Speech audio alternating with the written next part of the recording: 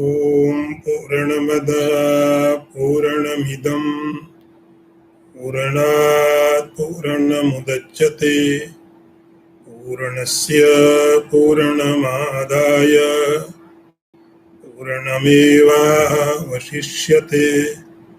ॐ शान्ति शान्ति शान्तिः। शङ्करं शङ्कराचार्यं केशवं बादरायणं सूत्रभाष्यकृतौ वन्दे भगवन्तौ पुनः पुनः। ईश्वरो गुरुरात्मेति मूर्तिभेदविभागिने व्योमवद्व्याप्तदेहाय दक्षिणामूर्तये नमः। ॐ शान्ति शान्ति शान्तिः।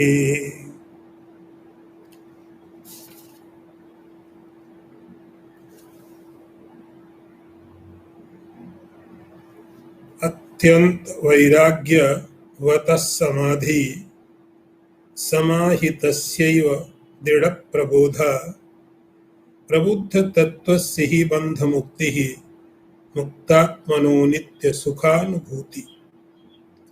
अर्थ देखिए, अत्यंत वैराग्यवान को ही समाधि का लाभ होता है।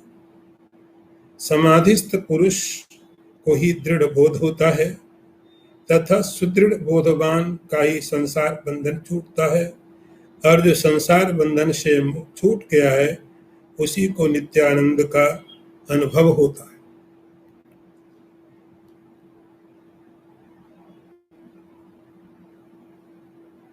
वैराग्य और बोध दो ऐसे साधन हैं जो कि आध्यात्मिक जीवन के लिए दो पंखों की तरह हैं। जैसे पक्षी आकाश में उड़ता है, दो पंख चाहिए, ऐसे ही साधक को वैराग्य और बोध दो प्रकार के पंखों की आवश्यकता पड़ती है, जिनके सहारे से वह अनंत आकाश में, अनंत अध्यात्म में ऊंचाइयों को प्राप्त कर पाता है। उसी बात को आगे बढ़ाया। एक क्रम है, एक तरीका है, सीक्वेंस से, इसके बाद ये, इसके बाद ये, इसके बाद ये। पहला है वैराग्य, अत्यंत वैराग्य। वैराग्य जब अत्यंत हो जाता है, एक तो क्षणिक वैराग्य होता है, किसी कारण से वैराग्य हो जाता है। ऐसा वैराग्य, वैराग्य का अर्थ है कि आपको किसी चीज में रुचि नहीं रही, आपका राग चला गया, आसक्ति चली गई। तो उस हालत में कई बार थोड़े समय के लिए वैराग्य होता है। किसी घटना हुई, घटना के कारण मन में वैराग्य पैदा हो गया। ये वैराग्य ज्यादा टिकता नहीं है, थोड़े समय के लिए वैराग्य हुआ और वैराग्य चला जाता है। थोड़े समय के लिए उसको मरकट वैराग्य बोलते हैं। मरकट का अर्थ होता है बंदर। जिसे बंदर एक डाली से, अभी यहां बैठा है, आप देखो तब तक दूसरी डाली पे जाके बैठ जाएगा, फिर तीसरी में बैठ जाएगा, पता नहीं चलता कहां पर बैठा है। इसको मरकट वैराग्य बोलते हैं। ये थोड़े समय के लिए मन में आया और चला गया। एक शमशान वैराग्य होता है। शमशान वैराग्य जब कभी किसी के साथ कोई मृत्यु हो गई और थोड़ा कभी विचार मन में आता है कि कुछ रखा नहीं है, ये भी तो बेचारा हमारे जैसा था, क्या बचा। थोड़े समय के लिए मन में वैराग्य आता है और वो वैराग्य भी वापस चला जाता है। वो वैराग्य बहुत सफल नहीं होते हैं। इसीलिए शंकराचार्य जी बोलते हैं अत्यंत वैराग्य। वैराग्य जब असली में है, वास्तविक में है, उस वैराग्य का परिणाम क्या होगा? समाधि। ये वैराग्य समाधि तक लेके जाएगा। ये वैराग्य समाधि में लेके जाएगा। ये वैराग्य आना ही चाहिए। जब तक ये वैराग्य नहीं है तब तक दूसरे साधन किए जा सकते, लेकिन समाधि में प्रवेश करने के लिए वैराग्य, क्योंकि मन में यदि अशांति है समाधि में कैसे बैठेंगे। इसलिए अत्यंत वैराग्यवत समाधि एक क्रम समझिए, जिसके पास रियली में सही में वैराग्य है उस व्यक्ति को समाधि की प्राप्ति होती है।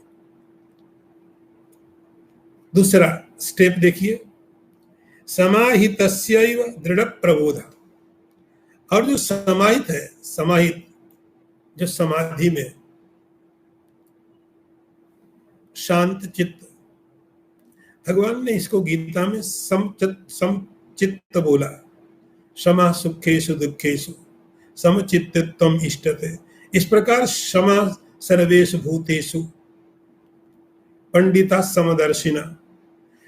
भगवान ने गीता में इसको समाधि को सम शब्द से प्रयोग कर दिया। पंडिता समदर्शिना, इस समाधि की स्थिति में इसी को बोलते समाहित। सब शांत हो गया, जो उपद्रव करने वाली थी इंद्रियां थी, मन था, सब शांत हो गए। ये समाहित व्यक्ति, यही समाधि की स्थिति है। समाहितस्य, जो समाधि में गया हुआ है। अब समाधि का परिणाम देखो। समाधि का परिणाम क्या होता है? दृढ़ प्रबोधा। समाधि का फल होता है दृढ़ प्रयोग, दृढ़ बोध। समाधि का फल, समाधि का रिजल्ट क्या है? तो समाधि का फल क्या हुआ कि समाधि के पहले आपने जो सुना, जो श्रवण किया, जो मनन किया, और मनन करने के बाद आप समाधि की स्थिति में गए। तो जब साधक समाधि की स्थिति में गया तब वहां उसको जो सुना था, अभी तक सुना था, समाधि में जाके वो देखा, उसने समाधि में दर्शन किया।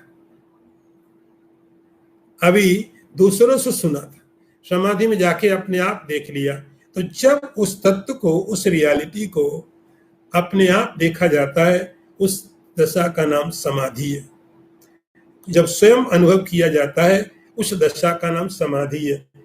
और समाधि का परिणाम क्या होगा? दृढ़ प्रबोधा। अब आपका जो बोध है, जो ज्ञान है, वो दृढ़ हो जाएगा। आपने देख लिया, फिर डाउट क्यों बचेगा?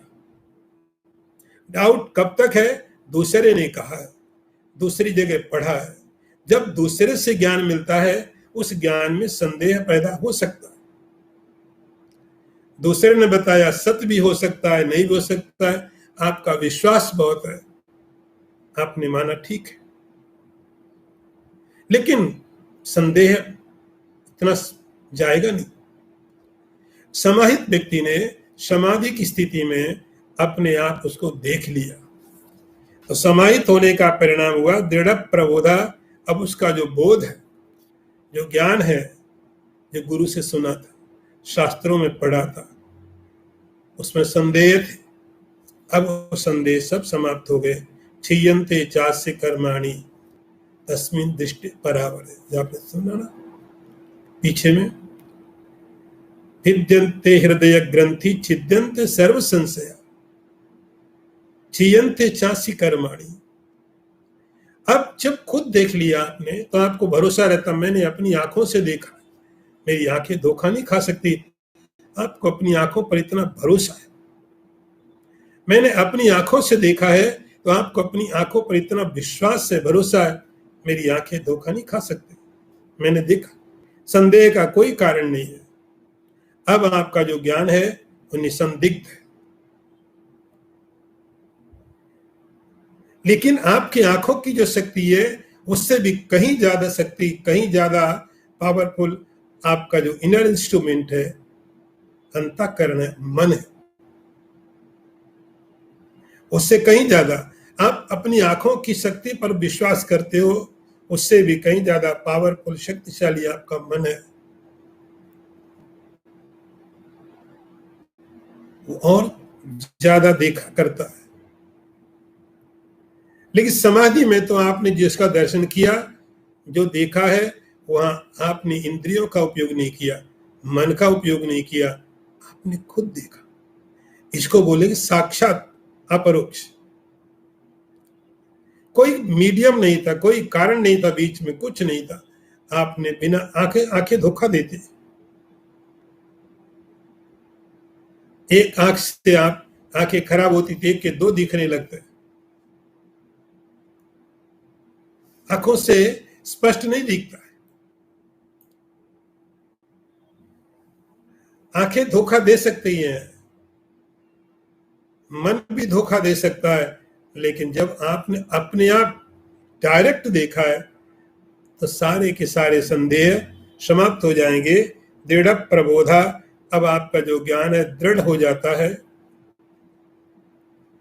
और उसका परिणाम क्या होता है? एक स्टेप्स है यहाँ पर। प्रबुद्ध तत्व से ही बंध मुक्ति। जब ये बोध, ये ज्ञान प्रबुद्ध हो जाता है, संशय रहित हो जाता है, अब कोई संशय नहीं है, निसंदिग्ध है, तो उसका परिणाम क्या होता है?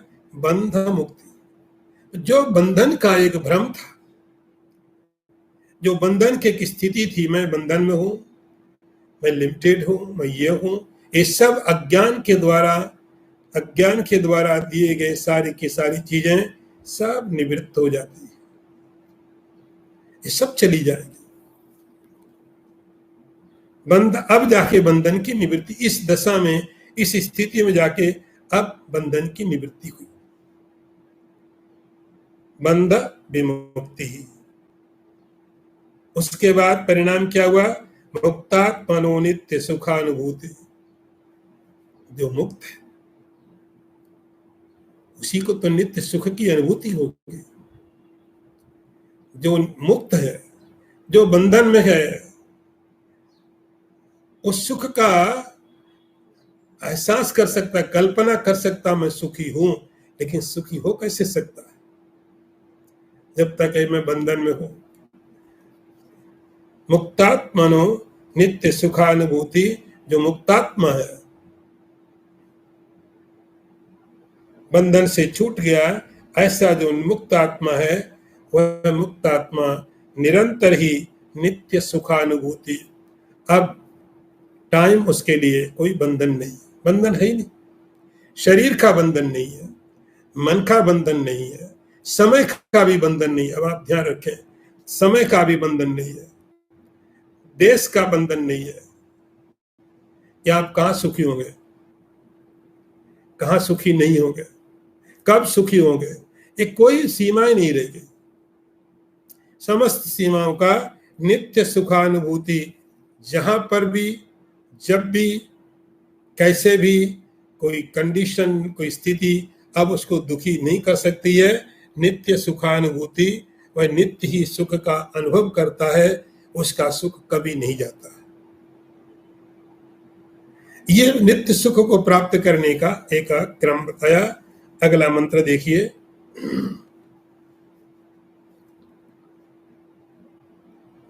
वैराग्यान्न परम सुखस्य जनकम पश्यामि वश्यात्मनः तच्चेत् क्षुत्तर आत्मबोध सहितं स्वराज्य साम्राज्य दुख एतद् द्वारमजस्र मुक्ति युवतेर यस्मात् त्वम् अस्मात् परम सर्वत्र अस्पृहा सदात्मनि सदा प्रज्ञां कुरु श्रेयसे। अर्थ देखिए, काफी बड़े बड़े मंत्र यहाँ पर हैं। जितेंद्रिय पुरुष के लिए वैराग्य से बढ़कर सुखदायक मुझे और कुछ भी प्रतीत नहीं होता। वह यदि कहीं शुद्ध आत्मज्ञान के सहित हो जाए तब तो स्वर्गीय साम्राज्य सुख का देने वाला होता। यह मुक्ति रूप युवती का निरंतर खुला हुआ द्वार है। इसलिए हे वत्स, तुम अपने कल्याण के लिए सब ओर से इच्छा रहित होकर सदा सच्चिदानंद ब्रह्म में अपनी बुद्धि को स्थिर करो। अभी शंकराचार्य जी इंस्ट्रक्शंस दे रहे हैं, सीधे सीधे उनका उपदेश है भी अपने शिष्य को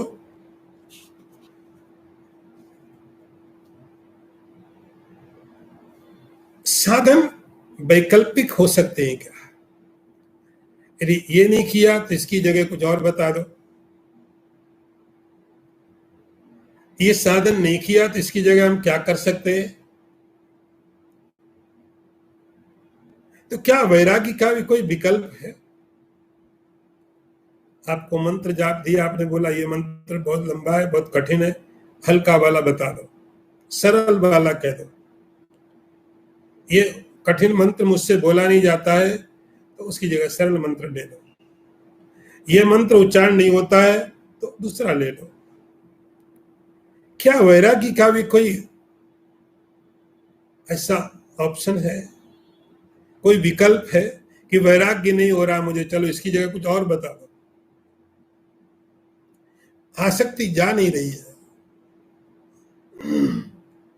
एक महात्मा कहते थे, बोले आसक्ति, आसक्ति का अर्थ होता है, थोड़ा ठीक दो, आसक्ति जो आसक्ति है, आसक्ति है तो जा क्यों नहीं सकते?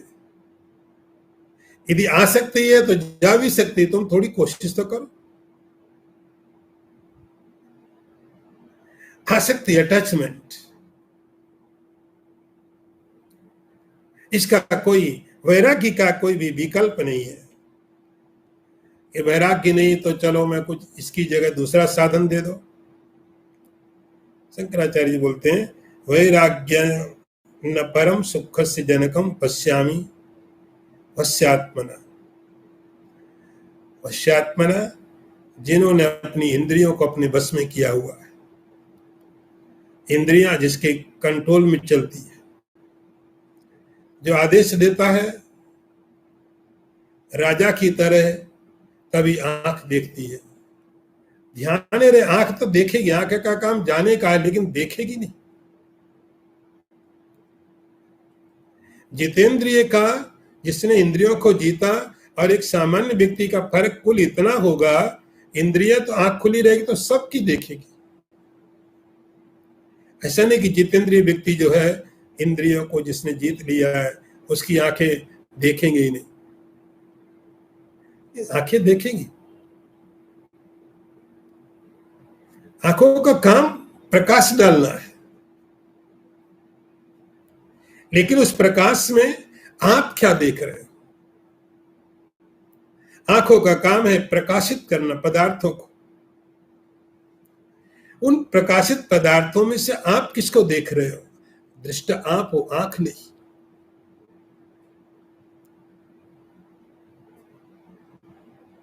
तो वश्यात्मना, जिसकी इंद्रिय बस में है, वो आंखों को बोलता है इतने पदार्थ सामने हैं, इसमें से वो चीज देखनी है जो मुझे चाहिए। हजारों हजारों चीजों का आप देखते रहते हो। आंख तो किरण है, सूरज की किरणों की तरह प्रकाशित कर रही सारी दुनिया को। आप बाजार में जाते हो, लाखों चीजें आपको दिखाई पड़ती है मार्केट में। आपका ध्यान किस पर है? आप किस पर्पस से मार्केट में गए? आपकी आंखें सबको देख रही, लेकिन आप किसको देख रहे हैं? जो आप लेने गए हो बाजार में।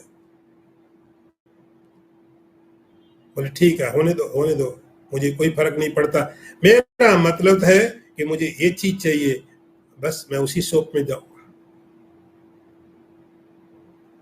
आंखें देख रही हैं।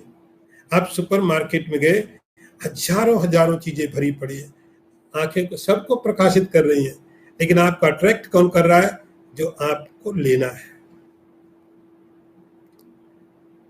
जो आपको लेना है उसको आप देख रहे हैं। तो वश्यात्मना का अर्थ होगा कि आंखों का काम है सबको प्रकाशित करना, लेकिन मुझे क्या देखना है वो आपके ऊपर है।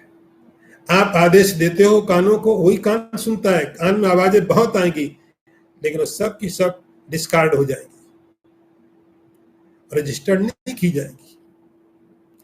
आंखें देखेंगी, कान सुनेंगे, जीभ स्वाद लेगी, लेकिन उन सब के अंदर से आप उसी चीज को लेंगे जो आप चाहते हैं, वो जितेंद्रिय है।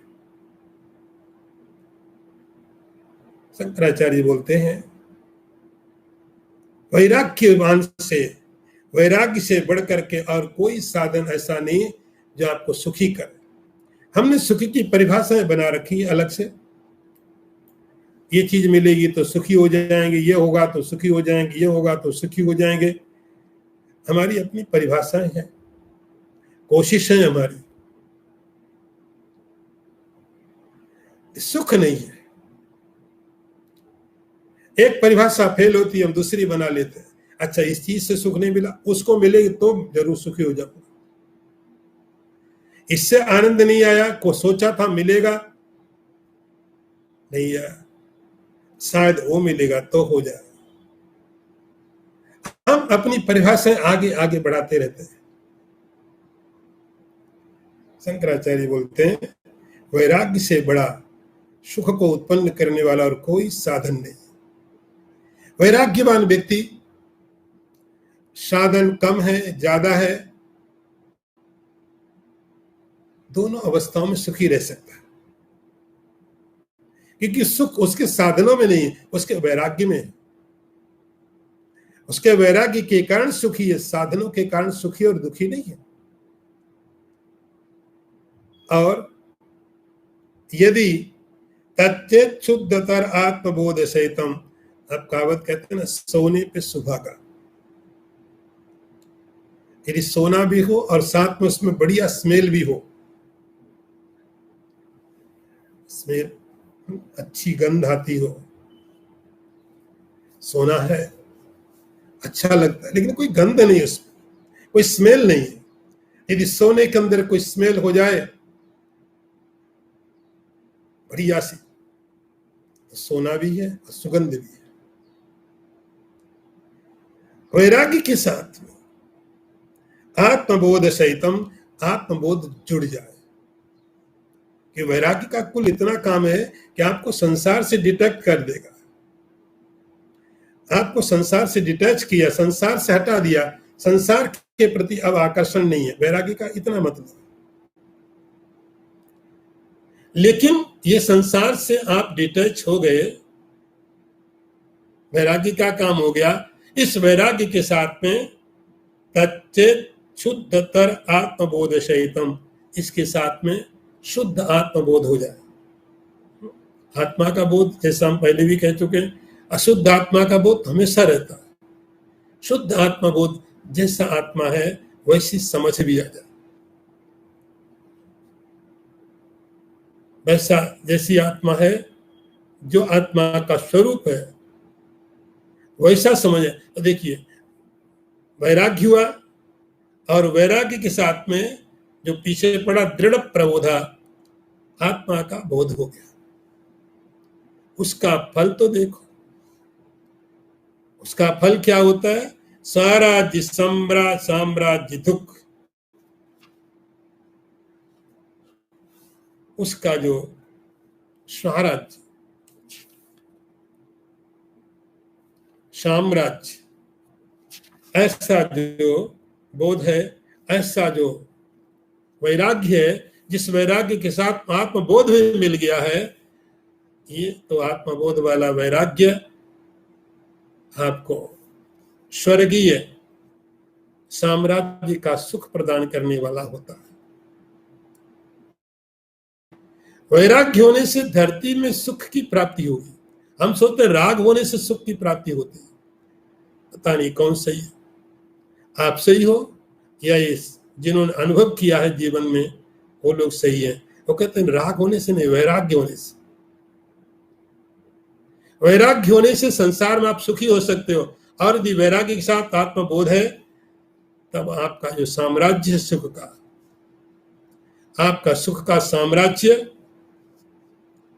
तीनों लोकों में अनंत हो जाता है। साम्राज्य, स्वराज्य साम्राज्य दुख देने वाला। फिर आपका जो सुख है, आपका जो आनंद है, तीनों लोकों से ज्यादा है, अनंत है। और एतद्वारमजस्रम मुक्ति युक्ते यस्मात्, बस इतनी काम था। वैराग्य अपनी अंतिम सीमा में है शुद्ध तत्व का बोध हो गया,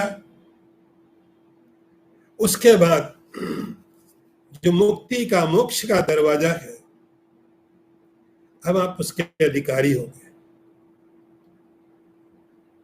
मोक्ष के अधिकारी हो गए। अब आपका इंतजार किया जाता है आप यहां पर कब आए। मुक्ति का दरवाजा, मुक्ति, मुक्ति युवते, मोक्ष का दरवाजा आपका इंतजार करता है। आपने सब चीजें समाप्त कर ली,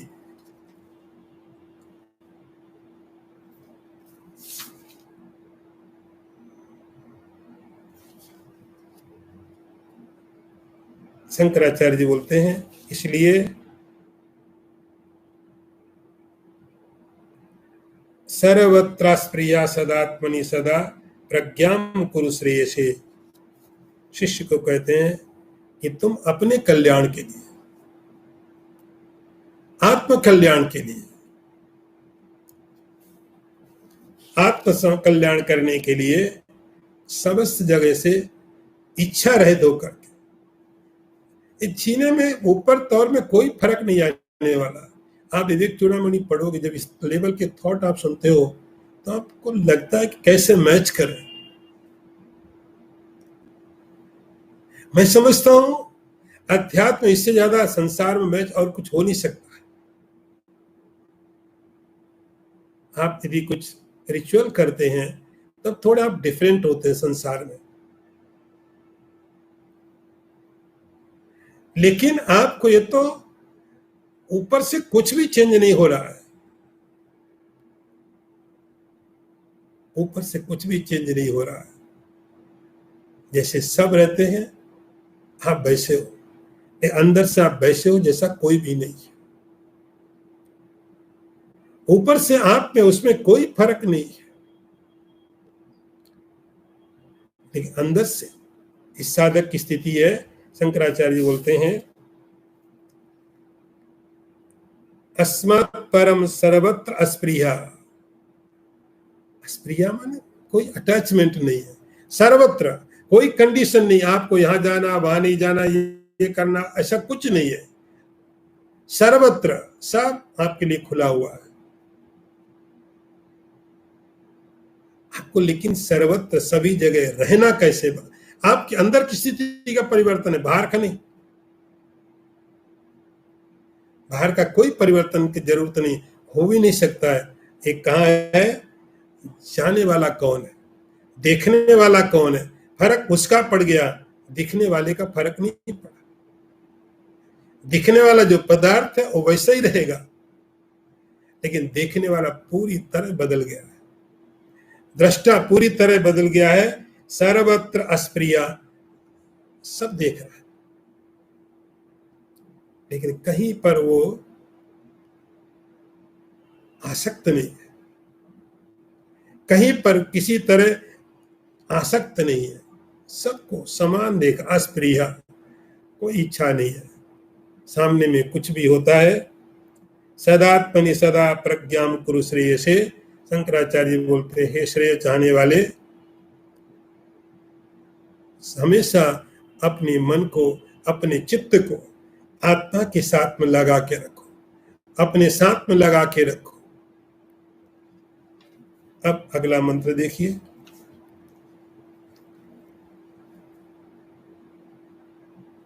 आसम चिन्धि विशोपमेषु विषयेषु एषैव मृत्युस्कृतिः त्यक्त्वा जाति कुलाश्रमेषु अभिमतिं मुञ्चाति दूरात् क्रिया देहादौ असति त्यज आत्मधिषणां प्रज्ञां कुरुष्व आत्मनि तम दृष्टस्य अमलोऽसि निरद्वय परम ब्रह्मासि यत् वस्तुतः। अर्थ देखिए,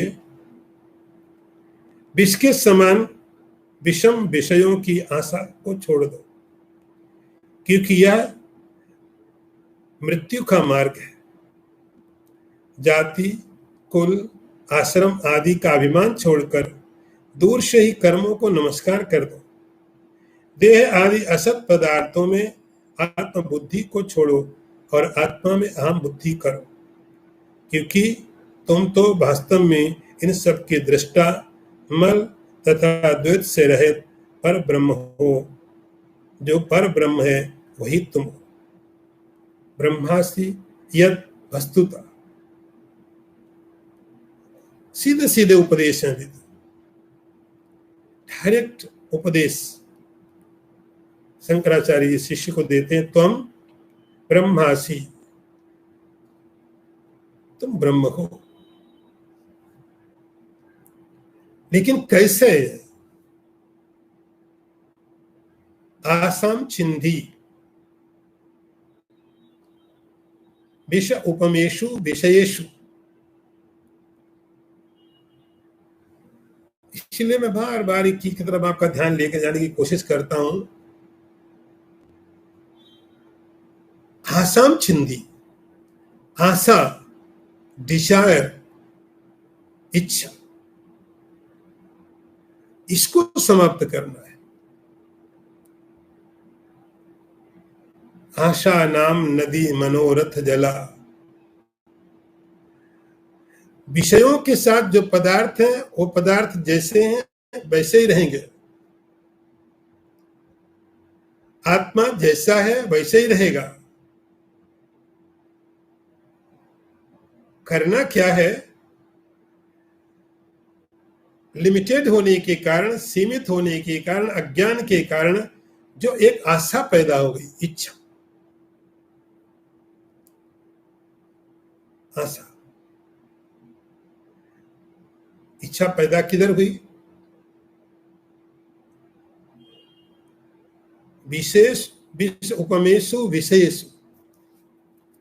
इच्छा पैदा हुई विषयों में। और विषय कैसे हैं? ये बहुत विषम है।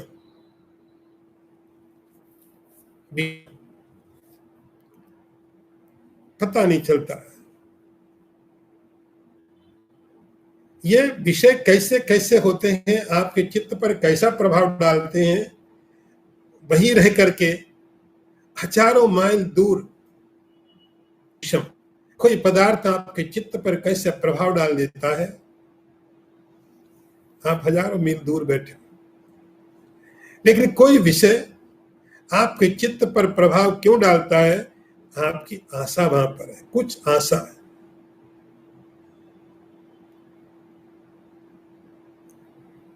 विषम विषयेषु विषयेषु, ये तो विष की तरह है। और ये मृत्यु की प्रतिकृति है। मृत्यु की प्रतिकृति है। मृत्यु है, मृत्यु की छाया है। इनको देख लो, मृत्यु मालूम पड़ने लग जाएगी। इसीलिए इस मंत्र में पहला एक उपदेश है, आसाम चिंदी, अपनी आशाओं को तुम ही काटो। आशाएं आपने पैदा की है, काटने कोई और नहीं रहेगा। आपने आशाएं बनाई हैं, आपने पैदा की हैं, तो आप इन आशाओं को काटो। ये आशाएं मृत्यु की प्रतिक्रिया है, प्रतिकृति है। दूसरा, जाति कुल आश्रमेषु अभिमतिम दूरात अभिमतिम मुंच। मुंच मतलब छोड़ो। जाति का अभिमान, मैं ब्राह्मण हूं, मैं क्षत्रिय हूं। कुल का, मेरा परिवार, मेरी फैमिली बहुत रॉयल है, ऐसा है वैसा है, बहुत रिच है। जाति का, कुल का, आश्रम का, मैं सन्यासी हूं, तुम गृहस्थ हो, ये वानप्रस्थ है। ये जो अहंकार आ जाते हैं, शंकराचार्य बोलते हैं जाति का, परिवार का और वर्ण आश्रम का, इनमें जो अभिमति है, अभिमति का अर्थ तादात्म्य, मैं हूं, मैं सन्यासी हूं, ऐसा जो अहंकार, अभी आत्माभिमान आ गया, ऐसा जो तादात्म्य आ गया, सन्यासी कौन है? किसको सन्यास मिला? आत्मा को सन्यास मिल नहीं सकता। तो ये अहंकार शरीर के साथ जुड़ा हुआ है, जाति शरीर के साथ में जुड़ी हुई है। आप किस जाति में पैदा हुए, आपने किस आश्रम को चुना? आप गृहस्थ बनना है चाहे गृहस्थ बन गए, वानप्रस्थ बनना चाहे वानप्रस्थ बन गए, सन्यासी बनना चाहे सन्यासी बन गए। आपने किसको चुना? तो ये तीनों चीजें और भी इसके जैसी दूसरी चीजें इस शरीर के साथ जुड़ी हैं। इनका अभिमान छोड़ दो। इनका अभिमान करोगे और बंधन में जाते रहोगे। क्या समझते हो मैं सन्यासी? अरे सन्यासी शरीर से,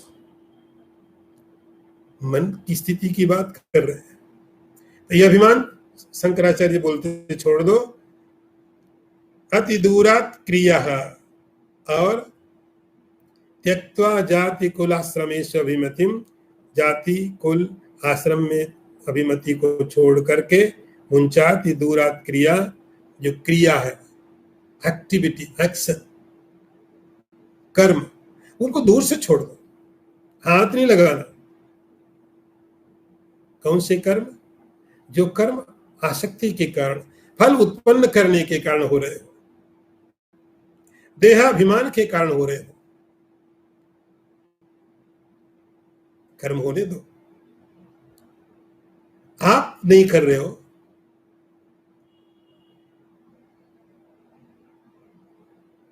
मुंचाति दूरात क्रिया, तो ऐसे कर्मों को छोड़ दो जो कर्म आपको बंधन की तरफ लेके जाएं। अगला उपदेश देखिए, देहादौ असति त्यज आत्मधिषणा। असति, असत, मिथ्या।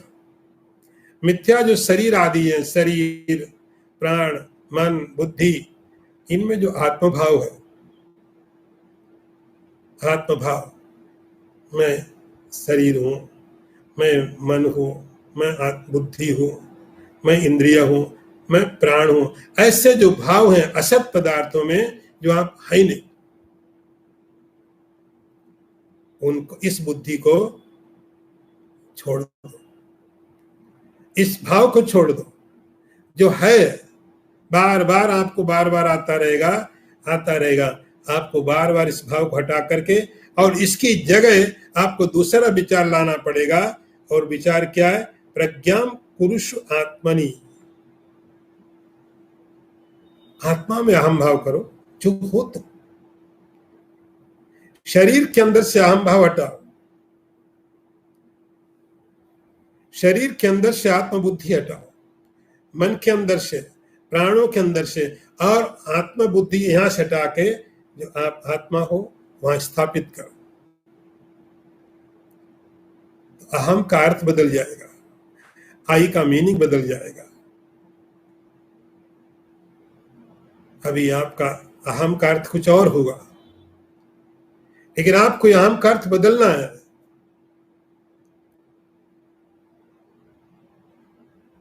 प्रज्ञाम पुरुष आत्मनि।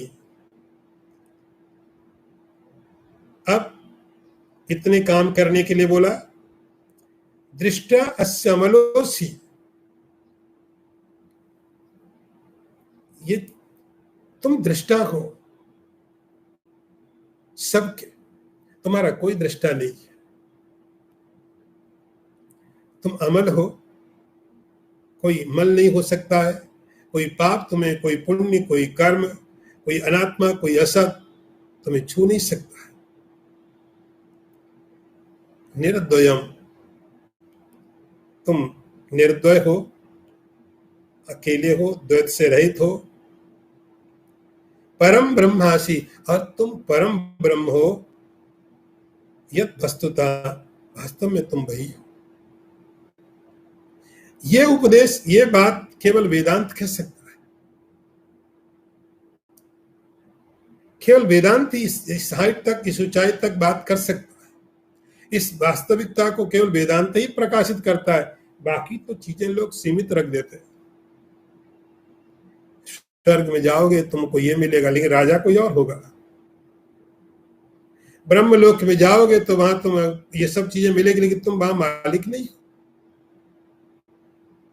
वैकुंठ में जाओगे तो वहां भी तुम्हारे लिए बहुत सुविधाएं अच्छी होंगी, लेकिन भगवान नारायण वहां के स्वामी, तुम उनके अंदर। हर एक स्थिति में, हर एक प्रक्रिया में, हर एक साधन में चीजें जरूर बताई जाती हैं, लेकिन यहां तक नहीं कि जहां पर शिष्य को गुरु कहता है अब कोई भेद नहीं है, तुम्हारी जो स्थिति है, तुम जो हो वो मुझसे छोटे नहीं, मुझसे अलग नहीं हो।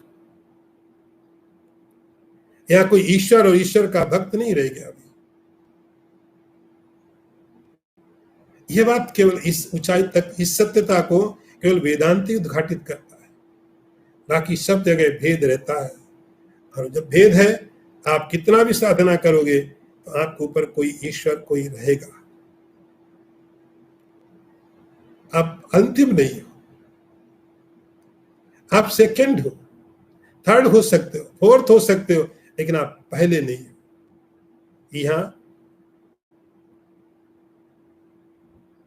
तुम ब्रह्मासि यत् वस्तुतः, तुम वास्तव में वैसे ही हो, इसमें तुम में कोई कमी नहीं है, कोई फर्क नहीं है। अगला मंत्र देखिए, लक्ष्य ब्रह्मणि मानसम दृढ़तरम संस्थाप्य बाह्येन्द्रियम स्वस्थाने विनिवेशय निश्चल तनुश्चोपेक्ष देह स्थितिम ब्रह्मात्मैक्यमुपेत्ति तन्मयतया चाखंड वृत्त्या निशम ब्रह्मानंद रसम इव आत्मनि मुदा शून्यै किमन्यै भ्रमहि। एक नया प्रकरण शुरू हुआ है। श्लोक बहुत बड़े बड़े, इनको काफी टाइम चाहिए था। एक शुरू किया ध्यान की विधि, ध्यान की विधि। आपने ध्यान की विधि बहुत बार सुनी है, शायद आजकल सबसे ज्यादा यही सुना जाता है अध्यात्म में। अध्यात्म के नाम पर सबसे ज्यादा जो सुनने वाली चीज है वो यही है, ध्यान की विधि। कैसे ध्यान किया जाए, थोड़ा विवेक चूड़ामणि में भी सुन लो। आपने जो विधियां सुनी है ध्यान की, ऐसा नहीं कह रहे गलत है, आपके ध्यान का उद्देश्य क्या, उसके हिसाब से विधियां ठीक होंगी। हो शंकराचार्य जी किस तरह से ध्यान की विधि का वर्णन करते हैं। आप जब शंकराचार्य जी का अद्वैत वेदांत सुनते हो, आपको लगता है इससे बड़ा कोई अद्वैत का आचार्य नहीं होगा। लेकिन जब उनके योग की कोई आप चर्चा सुनोगे, अपने समय के बहुत बड़े योगी थे,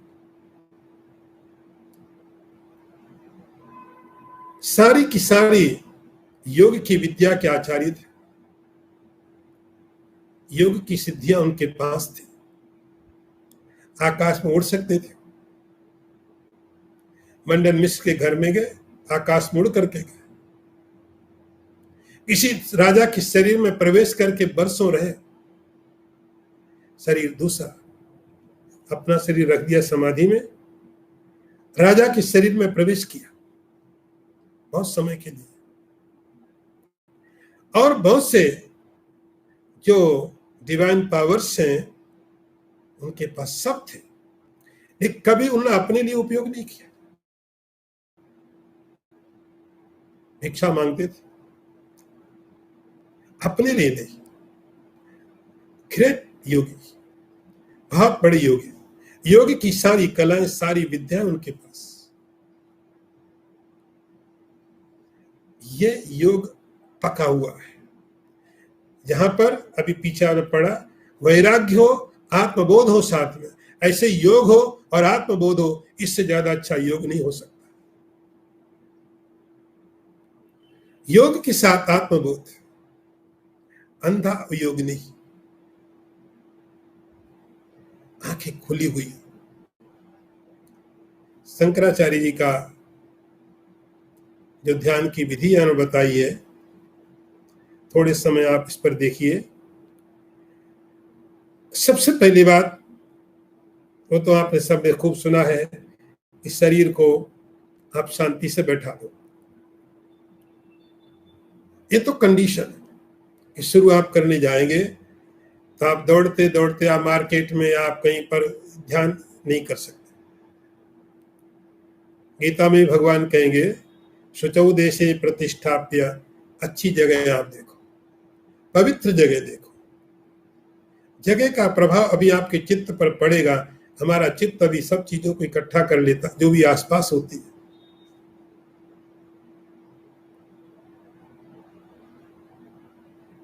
बाह्य इंद्रियों को, जो हमारी इंद्रियां हैं, संस्थाप्य बाह्य इंद्रियम स्वस्थाने, इंद्रियों को उनके जो स्थान है उनकी जगह उनको बोलो तुम यही रहो। इंद्रियों का काम है, उनको बोलो अभी जरूरत नहीं है, सब छुट्टी पे जाओ, आराम करो घर में। तो आपके इंद्रियों के जो काम है, इन इंद्रियों को उनकी जगह रख दो कि तुम्हारा ये काम है, तुम अपनी जगह में रहो। इंद्रिया अपनी जगह में, बाह्य इंद्रियम स्वस्थाने विनिवेश, शरीर को निश्चल कर दिया, शरीर को निश्चल तनु। अब शरीर से निश्चिंत हो जाइए। जब आप मेडिटेशन में बैठोगे, ध्यान में बैठोगे, तो कई बार ऐसा लगेगा क्योंकि मन, शरीर आपको साथ नहीं देगा इतनी जल्दी।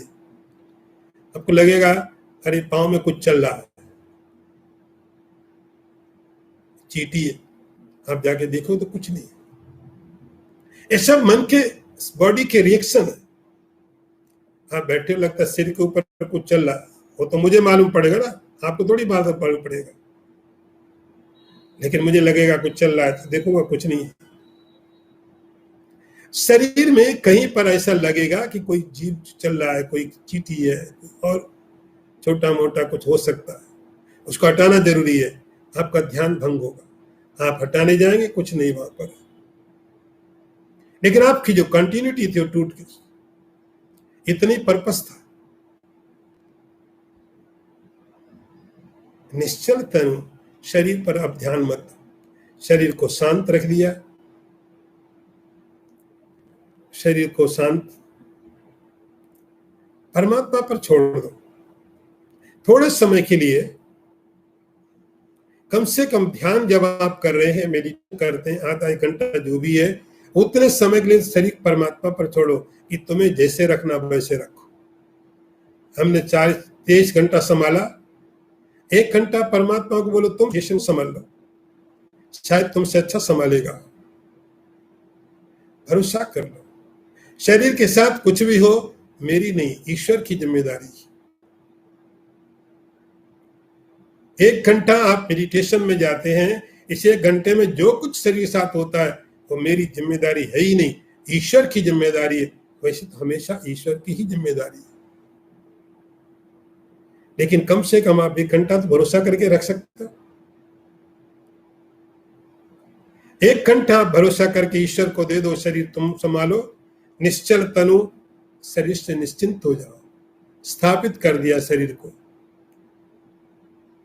इंद्रियों को आपने उनके गोलकों में छोड़ दिया। उनकी जो जगह है, जो स्थान है, उनको बोले बाहर जाने की, काम करने की कोई जरूरत नहीं, जस्ट रिलैक्स, कोई जरूरत नहीं काम करने की। इंद्रियां आराम करने लगी, शरीर आराम करने लग गया। तो देखो, शरीर आराम कर रहा है, ईश्वर को ऊपर छोड़ दिया, आप निश्चिंत हो जाओ। भरोसा रखो, ईश्वर आपसे ज्यादा अच्छा आपके शरीर का ध्यान रखेगा। इंद्रियां आपने उनकी जगह स्थापित कर दिया, अब आंख बंद कर ली, कानों को कोई आवाज नहीं दे रहे हैं, धीरे धीरे आपने उन इंद्रियों को उनकी जगह छोड़ दिया। अब आया मन। मानसम दृढ़तरम लक्ष्य ब्रह्मणि संस्थाप्य। मन का क्या करना है? शरीर को आपने स्थित कर दिया, इंद्रियों को स्थित कर दिया, मन को क्या करना, ये बहुत ही महत्वपूर्ण हिस्सा है। मन को कुछ तो चाहिए,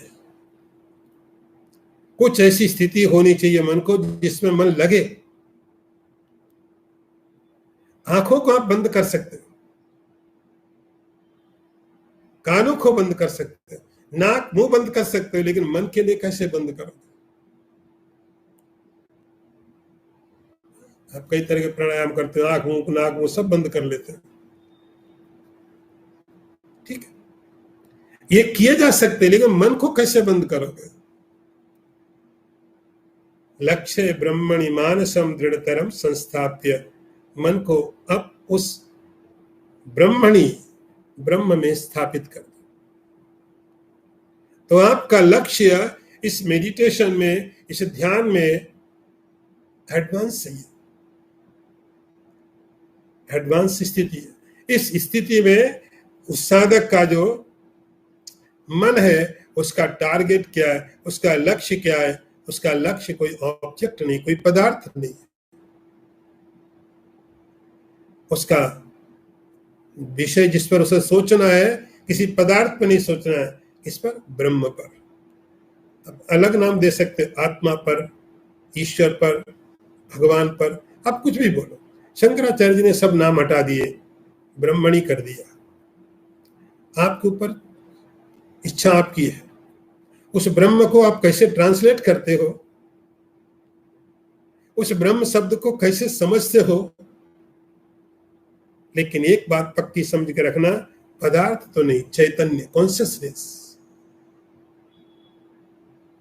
आपका मन, साधक का मन चैतन्य पर होना चाहिए, कॉन्शियसनेस पर होना चाहिए, पदार्थों में नहीं। कोई पदार्थ कितना बड़ा भी हो, पदार्थ का चिंतन मेडिटेशन में बैठ के करने का उद्देश्य क्या? अरे पदार्थों का चिंतन तो ऐसे ही हो ही रहा है ना, आंख बंद करके बैठे और कोई पदार्थ ही सोचा तो फायदा क्या? ब्रह्मणि, आपका जो चित्त है, आपका जो मन है, क्या चिंतन करे? ब्रह्म। ब्रह्म का आप अनुवाद कर लो, कॉन्शियसनेस, चैतन्य। आप भगवान करके करो, ईश्वर का कोई स्वरूप करो, ईश्वर को, अपने आप को, जो भी है, लेकिन आपका जो विषय होना चाहिए ब्रह्म, मतलब कॉन्शियसनेस, ऑब्जेक्ट नहीं, पदार्थ नहीं, जड़ नहीं, चैतन्य होना चाहिए। उस ब्रह्म का चिंतन करते करते ब्रह्मात्मैक मुपेत्य तन्मयतया, धीरे धीरे जैसा जैसा चिंतन किया उस ब्रह्म का, ये मन ब्रह्म में जाके ब्रह्म में डूब जाता है। अब दृष्टा और ध्याता और ध्येय दो बचते नहीं। ऐक्यम उपेत्य, जो ध्यान करने वाला था और जिसका ध्यान, तो ध्यान करने वाला कोई जड़ नहीं होता। कोई आपने देखा पत्थर ध्यान कर रहा हो?